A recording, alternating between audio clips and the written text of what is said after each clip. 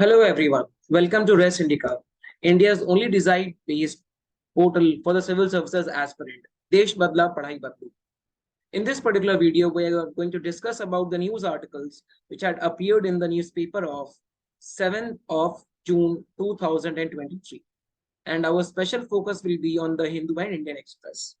I have made mind maps of the important news articles present in them, but for your perusal, I have also added the important pages from where I have taken these news items. You can also download this particular PDF from our website. Now, coming on to the mind maps. The first mind map, we are going to talk about some national issues. Okay, first things first. Hectic preparation on for the PM's US visit.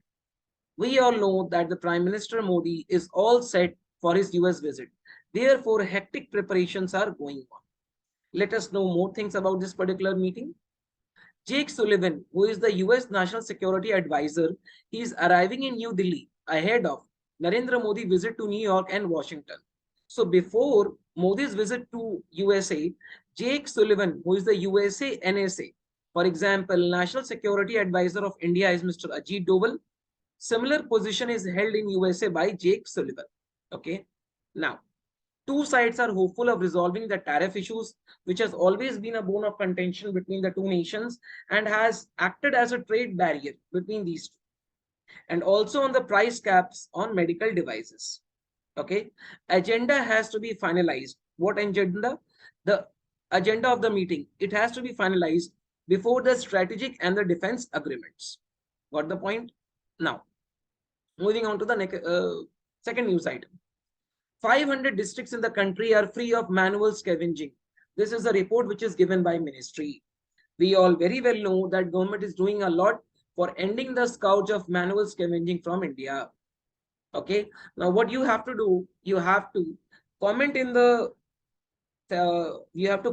comment section and tell me that what budget 2023-24 had for the manual scavengers. Got the point? Now, the center has declared that there are no manual scavengers. Mark my words, no. Okay. There are no manual scavenging deaths except those to hazardous cleaning of sewers and septic tanks. It has also added that out of the 766 districts, 508 have become manual scavenging free, which is really a remarkable feat. And we are on our way of making the entire India manual scavenging free. Got the point? Now, Indian Oil Corporation edges out the private refiners in Russian oil buys in May, which means that IOC has procured more oil than the private refineries. Now, IOC overtook the private sector major, which is the Reliance Industries in India, as the biggest Indian buyer of the Russian crude oil. We all very well know that in these uncertain times, and in my yesterday's session also I have talked about how OPEC Plus, they have decided to again decrease the production. Therefore, which leaves room for India to buy Russian oil. And in this context, Indian Oil Corporation has overtook Reliance Industries. Talking about the absolute figures, IOC has imported about 783,000 barrels per day of Russian oil in May, up 66% over the April. Okay, now, public sector refiners and fuel retailers led by IOC have not revised the petrol and the diesel price since April of 2022. This is a matter for discussion for some other day, but I will definitely tell you how the oil pricing mechanism works in India and at the global level. Coming on to the next news. These are some wild news. Let us see what these are. First is Tehran claims creating its first hypersonic ballistic missile. Now let us see what this is. This missile is capable of traveling at 15 times the speed of sound. The speed of sound is 340 meter per second. So into 15, this will be the sound of this particular ballistic missile. The name of the missile is Fatah or Conqueror in Farsi, was unveiled. This has a range of 1400 kilometers. Now, all this news has become important in the backdrop of the JCPOA deal, which was signed between USA and Iran for curtailing Iran's enrichment of uranium. But this deal was called off by Donald Trump when he came to power. This is the deal between P5+1. This one is Germany, and this P5 is the permanent nations of the United Nations Security Council and Iran. Clear? Now, Iran has also said that it would reopen its diplomatic posts in Saudi Arabia. So this is a step in the right direction where Iran and Saudi Arabia, they are trying to bridge their differences. Second news, China, Russia conduct air patrol over sea of Japan and the East China Sea. As South Korea has said that 4 Russian and 4 Chinese military aircraft had entered its air defense identification zone, and the Air Force fighters were forced to conduct tactical steps in the preparation of the emergency case. This incident comes after the defense minister of South Korea and Japan and USA, they agreed to set up a time data sharing on the North Korean missile launches. Beijing and Moscow, they have staged the 6th joint aerial patrol in accordance with an annual military cooperation plan. And we can see that in recent times, as Russia has been isolated in the economic front and China has been isolated in the diplomatic front.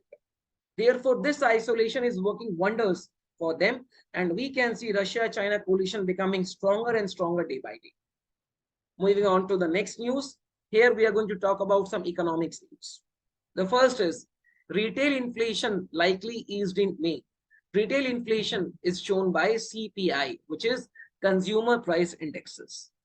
Economists have estimated that the consumer inflation may ease further from the last month due to moderation in the food prices. We all very well know that in India, the fuel and the food prices are very volatile and they many a time push the inflation upwards. Therefore, there is a tendency among economists of treating core inflation, which is the headline inflation minus prices of food and fuel, which makes the prices more stable in the long run. RBI has also paused its hike cycle and has begun cutting rates amid inflation. Why? Because if RBI goes on increasing the rate of interest, then what will happen? The money supply in the economy reduces, ultimately leading to decrease in demand. But if RBI is decreasing the money supply, if it is increasing the money supply in the economy, this will lead to a positive multiplier effect, leading to increase in demand and later growth. The National Statistical Office will release the CPI for May next Monday, and it has been estimated that it could moderate further from April 18th month low of 4.7%. Again, World Bank has given some estimation. It has said that India's growth is expected to slow to 6.3%. We all know that multilateral organizations such as IMF, UNCTAD, WTO, the World Bank, they project the estimated growth rate of various nations. As per the World Bank's Global Economic Prospect, again mark my words, the Global Economic Prospect is a report which is released by World Bank. It has said that global growth is projected to de-accelerate from 3.1 to 2.1%. But why slow down in India? Because the private consumption is constrained or stopped by high inflation, and high inflation leading to high borrowing cost. Because we all very well know that as inflation increases, RBI increases the repo rate, which is translated to customers by the banks through which we take loans. Second is the government consumption is also impacted by fiscal consolidation. See, government spends for the welfare of the people. Government also spend in capital expenditure, creation of jobs. But the fiscal deficit of the government is widening day by day. So to bridge this fiscal deficit, which is called fiscal consolidation, the government has to decrease its expenditure. Therefore, there has been a slowdown in India's growth. The growth is also projected to pick up slightly through financial year 25 and 26. Moving on to the next news item, let us talk about some climate action initiative. First of all, taking stock of the climate action. Current stock take. The first such exercise, which was mandated by the Paris Agreement to happen every 5 years hereafter. 5 years hereafter means Paris Agreement took place in 2015, and after every 5 years, a exercise was mandated. Now, as per the Paris Agreement, every country is free to decide what chemical actions it would take. It is an opportunity for the nation to go for course correction. Got the point? Now, every country has proven inadequate. Hence, some amount of imposition means some forceful imposition becomes necessary. Okay. Now, what you have to do, you have to tell me in the comment section, what is India's INDC, internationally determined national contributions? What the point? Why this particular thing is news? Because negotiators from around the world are currently meeting in the Bonn. Bonn is a city in Germany. Why? To discuss to strengthen their corrective and collective response measures to climate change. Several other points of discussion under the GST, finance, adaptation, and technology transfer is to take place. What is known as the global stockade or GST? This is the main issue which is being talked at Bonn. Got the point? What is the US opinion? US has said that countries must have emission reduction standards from all the sectors of the economy. They cannot say that only some sector will reduce the reduction and some are going to increase. Every sector on the economy should reduce. Okay.